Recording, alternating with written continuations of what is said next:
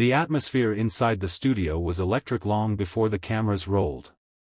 The set was polished, gleaming under bright white lights that reflected off the sleek glass table where Jessica Tarlov and Alexandria Ocasio-Cortez, better known as AOC, would face off.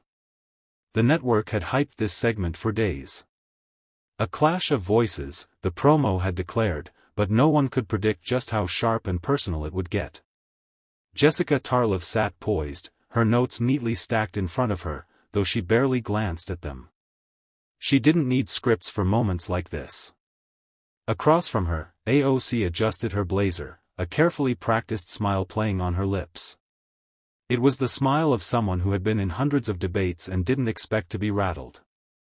The moderator opened the floor with a deceptively neutral question: is the Democratic Party still united on its core principles?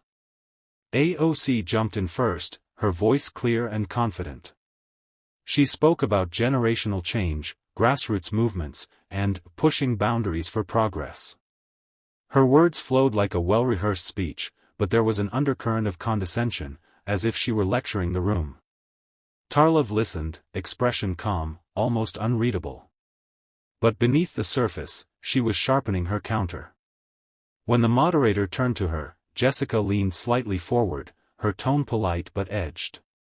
"Alexandria, it's inspiring how passionately you speak about progress," she began, her voice silky smooth. "But passion without discipline can turn into chaos. And lately, that's what the party looks like, chaotic." The studio went silent. AOC blinked, momentarily thrown off. Tarlov didn't let the pause linger.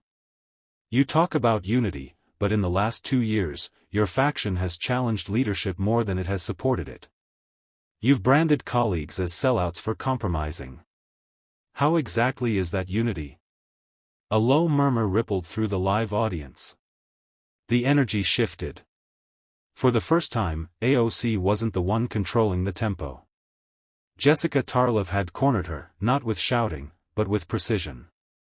AOC's practiced smile faltered for the briefest moment, but she quickly recovered. She leaned back in her chair, crossing her arms with the casual defiance of someone used to owning the stage. "Jessica," she began, her tone dripping with confidence, "if holding people accountable for failing their constituents is considered chaos, then maybe chaos is exactly what Washington needs." The audience erupted in mixed reactions, cheers from some, sharp intakes of breath from others. AOC's words had heat, but Tarlov's eyes didn't waver. She waited for the noise to die down before speaking again, her voice steady and deliberate. "Accountability is essential," Jessica replied. "But there's a difference between holding someone accountable and burning bridges within your own party. Every time you brand leadership as corrupt or weak, you're not just challenging policy. You're undermining trust. And that's not revolution, that's division." The camera zoomed in on AOC, catching the subtle tightening of her jaw. She wasn't used to being pressed like this, especially not by someone from her own political side.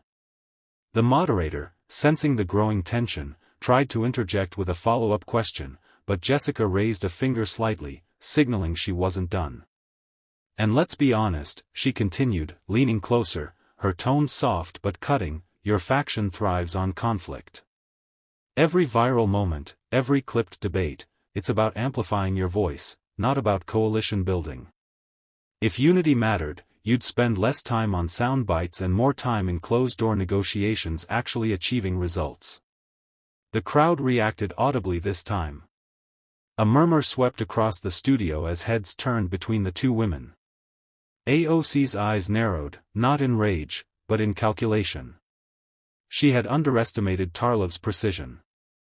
This wasn't a partisan pundit coming for her with clichés.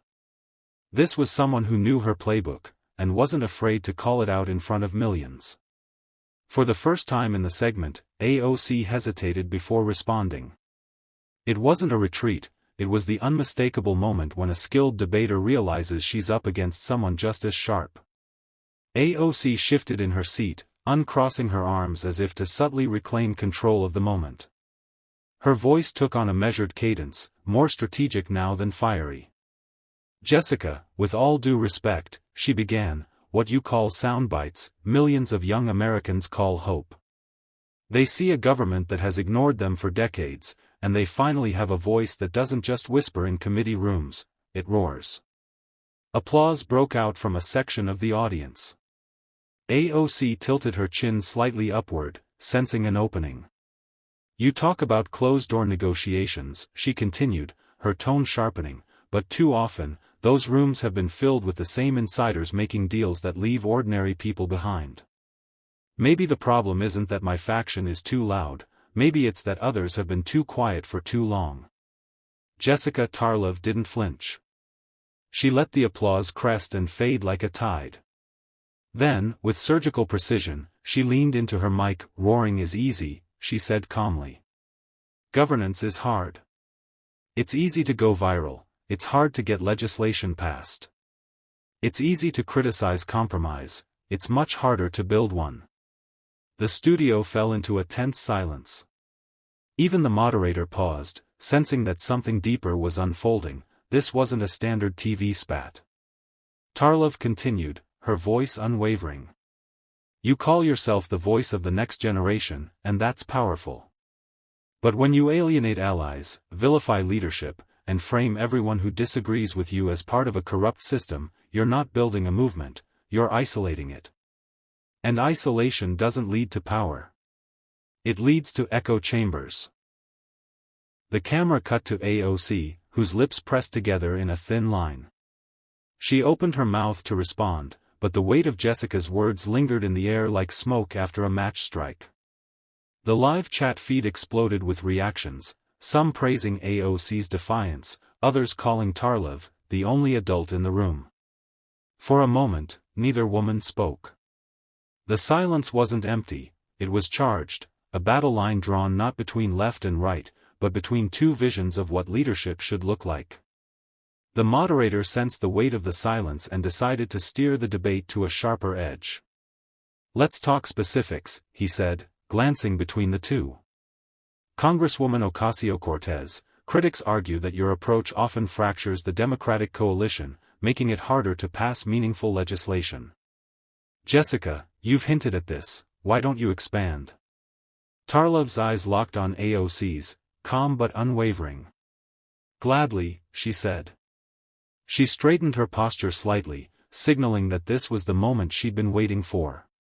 Take last year's infrastructure negotiations, Jessica began. While moderates were working to get a bipartisan deal through, your faction called them traitors for compromising.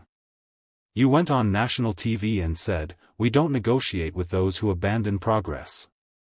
But Alexandria, progress requires allies, even imperfect ones. If you push everyone away who doesn't match your purity test, what's left? A speech and a hashtag. The audience gasped, not because the facts were shocking, but because of how cleanly Tarlov delivered them. AOC leaned forward, her smile tight. What was left, she shot back, was a watered-down bill that left climate goals on the cutting room floor. Maybe if moderates had fought harder, we wouldn't have had to choose between compromise and survival. Jessica didn't blink. Or maybe, she replied evenly, if you'd worked with them instead of calling them sellouts on primetime, you could have shaped the outcome instead of watching it from the sidelines. The tension hit a new level.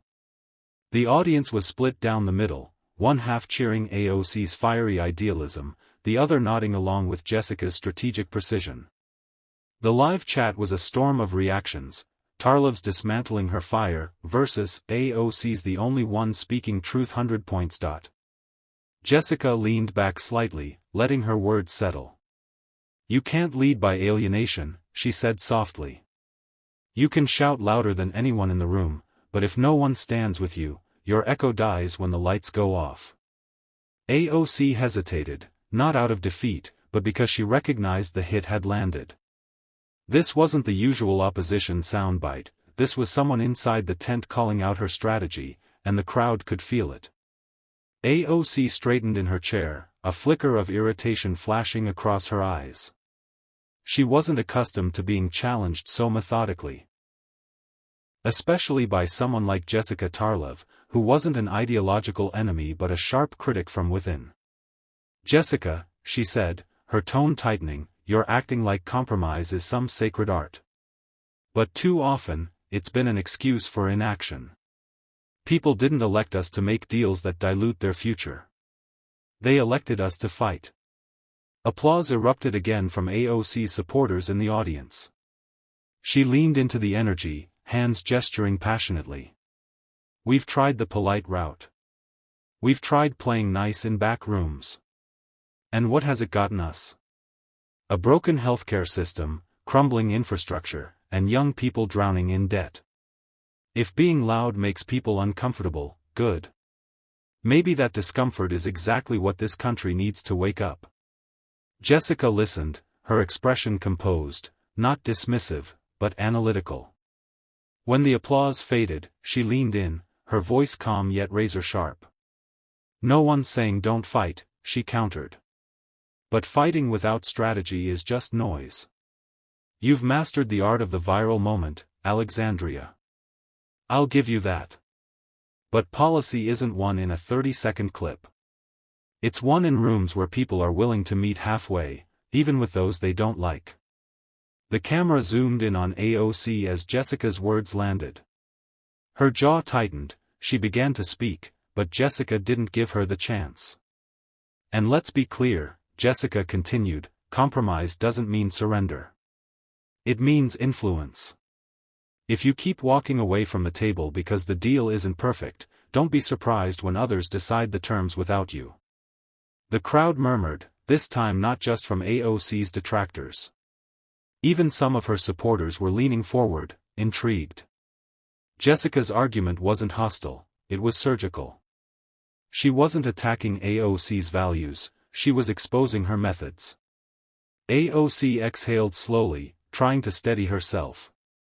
For the first time, her usual fiery rhythm met an opponent who didn't flinch, didn't get defensive, and didn't hand her easy targets. This wasn't a shouting match. It was a chess game, and Jessica had just moved her queen. The moderator could feel the debate heating up like a stovetop about to boil over. He turned to AOC. Congresswoman, Jessica is suggesting that your strategy isolates rather than builds. Do you think that's fair? AOC didn't hesitate. No, she said sharply. What isolates people is a political system that refuses to hear them unless they whisper politely. My generation doesn't whisper. We've been told to wait our turn, to play nice, to be patient, while the problems pile up. If some of us are tired of waiting, that's not isolation. That's urgency. The crowd broke into applause again, the energy swelling as AOC stood firmly in her defiance. She had tapped into her usual rhythm, raw, emotional, electrifying. But Jessica Tarlov didn't flinch. She leaned toward the microphone, waiting until the noise softened, and then delivered her response like a scalpel. Urgency without direction is like a storm with no map, she said evenly. It makes a lot of noise, but it doesn't build anything. And let's not rewrite history here, being strategic isn't the same as being silent. The civil rights movement wasn't won by whoever yelled the loudest. It was won by people who knew when to march and when to negotiate. It was discipline that made the difference, not just passion. A murmur swept through the studio. AOC shifted slightly in her chair, her hands, usually expressive, stilled for a moment. Jessica's analogy had landed in a way that was difficult to deflect without sounding dismissive. You talk about a broken system, Jessica continued, her voice calm but firm. But if your answer to that system is to antagonize everyone within it, including potential allies, you're not fixing it, you're feeding the dysfunction. AOC tilted her head, as if measuring her next move. Or maybe, she replied slowly, I'm refusing to be another cog in a machine that's already broken. Jessica's smile was faint but knowing. And maybe that machine needs engineers, not demolition crews, she shot back. The line hit hard. The crowd reacted instantly, some gasped, others cheered. AOC blinked, caught off guard by the precision of the metaphor. This wasn't the fiery exchange she dominated nightly. Jessica wasn't playing to the crowd, she was dismantling her, point by point, like a debate technician who knew exactly where the cracks were. AOC leaned forward, her voice lowering into a deliberate, controlled tone, a sign that she was shifting tactics. "Jessica, you keep talking about strategy like it's some magic key," she said. "But let's be honest, the so-called strategists in Washington have had decades to get it right. They've negotiated, compromised, and engineered solutions, and look where we are. Climate disaster looming, wealth inequality exploding, young people giving up on the system entirely. Maybe your version of strategy isn't working anymore." The audience applauded again, this time louder. AOC's words struck a nerve, frustration with the establishment ran deep, and she knew how to tap it. Jessica waited patiently, letting the moment crest before she countered. "You're right," she said calmly. "A lot of those strategies have failed. But here's the difference, I'm not defending the status quo. I'm challenging the idea that shouting at a broken wall makes it fall faster." The room quieted. AOC raised an eyebrow, intrigued despite herself. Jessica continued, her tone tightening just enough to command attention. "Change doesn't happen because someone declares the system corrupt and walks away," she said. "It happens when someone gets inside, understands how it works, and uses that knowledge to bend it. You've got one of the biggest platforms in the country, Alexandria. But sometimes, it feels like you'd rather perform power than wield it." The reaction in the audience was immediate. A wave of murmurs and scattered gasps. AOC's expression froze for a beat, then hardened. "Perform power," she repeated, a hint of incredulity in her voice. Jessica leaned in slightly, her voice calm but cutting. "You're incredible at rallying people. No one doubts that. But rallying without building is like lighting a fire with no plan to contain it. It burns bright, and then it burns out." That line hit like a hammer. AOC opened her mouth, but the words stalled. The camera zoomed in, catching the flicker of unease in her eyes. This wasn't the usual back and forth where she could overpower her opponent with sheer energy. Jessica's arguments were structured, layered, and personal, like someone holding up a mirror. For the first time, the audience's cheers didn't lean entirely to AOC. Some sat in thoughtful silence, processing what Tarlov had just said. The moderator sensed the shift in the room, the energy was no longer entirely on AOC's side. Jessica had managed to reframe the conversation from emotion to accountability, and the audience could feel it. He leaned forward, giving AOC the floor again. "Congresswoman, Jessica's suggesting that your approach is more about image than impact. What's your response?" AOC's jaw tightened. She was a skilled communicator, but Jessica's precision was forcing her to dig deeper than usual. "My response," she said firmly, "is that impact doesn't happen without visibility. You can't change what people can't see.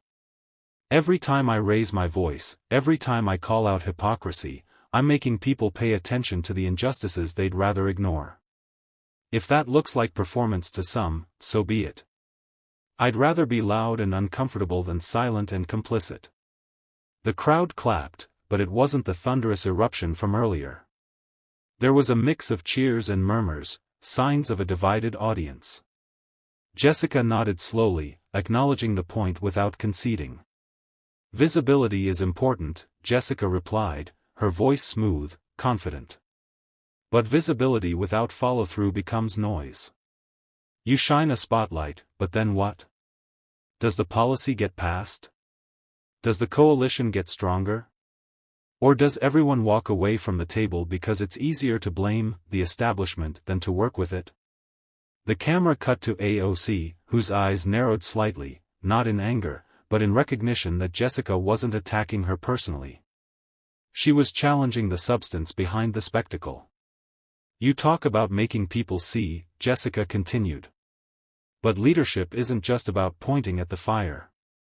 It's about figuring out how to put it out." That line drew a loud reaction.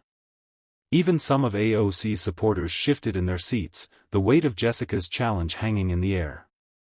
AOC leaned back, inhaling through her nose, visibly regrouping.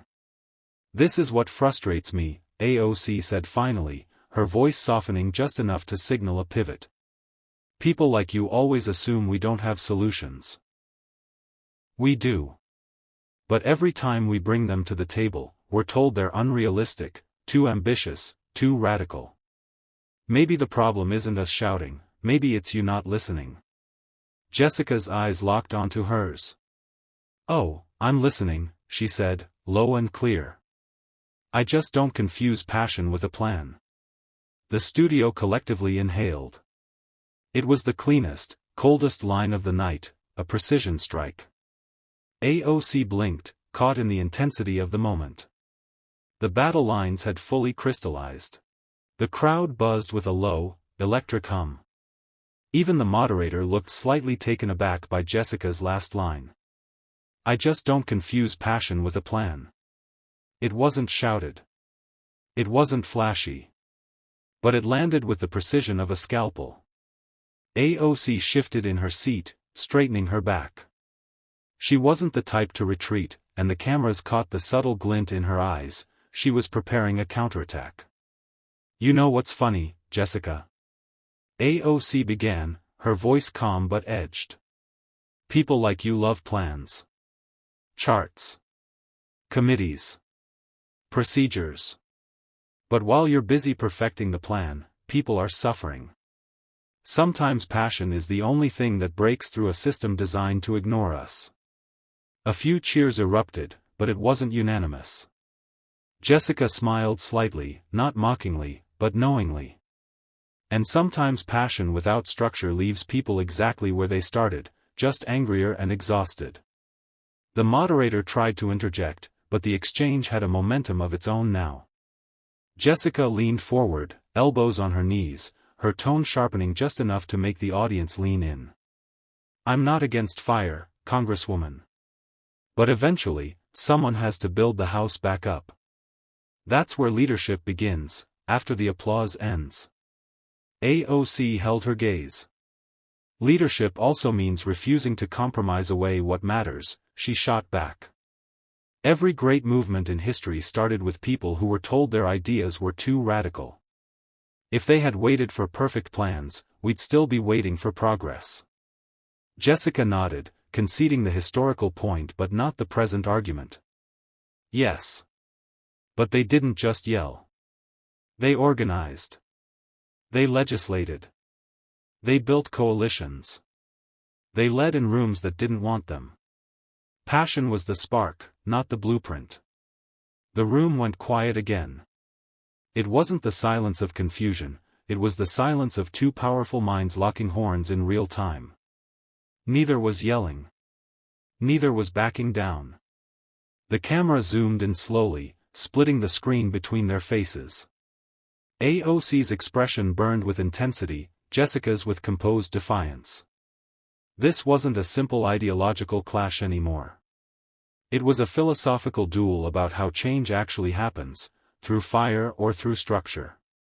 Someone in the back of the studio whispered, "This is better than the debates." They weren't wrong. Online, the live chat was exploding. Some called Jessica cold and calculated, others praised her for cutting through the noise. AOC's base rallied with fire emojis, while independents were split down the middle, drawn in by the raw authenticity of the exchange. The moderator exhaled, finally stepping in. "Ladies, we're running out of time, but this is clearly a conversation that struck a nerve." Jessica didn't look away from AOC. "Good," she said calmly. "Maybe it's time we stop talking in circles and start talking honestly." The studio lights felt hotter now, as if they too were reacting to the intensity on stage. The moderator, sensing the gravity of the moment, gave both women one final chance to leave a lasting impression. "Jessica, Congresswoman, 30 seconds each. Final thoughts." AOC went first. She didn't hesitate. "America is at a crossroads," she said, voice rising with practiced rhythm. We can either keep protecting the same broken systems or we can dare to imagine something better. I don't apologize for being passionate. I don't apologize for demanding more. Because history doesn't remember the people who played it safe, it remembers those who refused to be quiet. The crowd erupted, her base was loud, energized. But there was also a pocket of viewers, both in the studio and watching online, who leaned in not out of cheerleading, but curiosity. They were waiting to see how Jessica would respond. Jessica stood slowly. No grand gestures, no dramatic pause. Just presence. Passion matters, she began, her voice low but carrying. But passion without direction is a spark that burns out. Change isn't made by shouting at the sky, it's made by doing the work when no one's watching.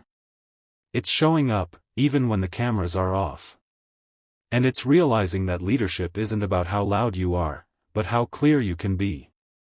The room stilled. Her words didn't need volume, they had weight. The contrast between AOC's fiery crescendo and Jessica's calm precision created a cinematic tension that the audience could feel in their bones.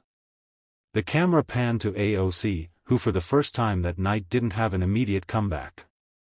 She simply watched Jessica, her lips pressed together, as if recognizing that she'd been met on equal ground, maybe even slightly outmaneuvered. Online, the reaction was instantaneous. Jessica just dismantled AOC without raising her voice. This is how you debate, with facts, clarity, and calm. Hashtags like hashtag Tarlov vs AOC, hashtag sharp attack, and hashtag passion vs plan began trending. Commentators clipped the final exchange, calling it the moment the narrative flipped. In the studio, the moderator wrapped things up quickly, clearly aware they had just witnessed television gold. As the credits rolled, Jessica didn't gloat. She simply gathered her notes and nodded politely to AOC. Backstage, producers were buzzing. One whispered, "That wasn't a segment, that was a masterclass." And somewhere online, millions were replaying Jessica's closing line, "Leadership isn't about how loud you are, but how clear you can be." It wasn't just a mic drop. It was a message. And there it was, a clash that wasn't just political, it was personal, philosophical, and unforgettable. Jessica Tarlov didn't just hold her ground against AOC's fiery rhetoric, she reframed the entire debate. Calm, sharp, and unshakable, she showed that clarity can be louder than any microphone. Whether you agreed with her or not, one thing was clear. This was a moment people won't forget. Passion met precision, and the world watched. Backhand index pointing right. If you enjoyed this story, don't forget to like, comment, and subscribe for more intense, thought-provoking showdowns just like this one. High-voltage Jessica Tarlov stories, where debates turn into unforgettable narratives.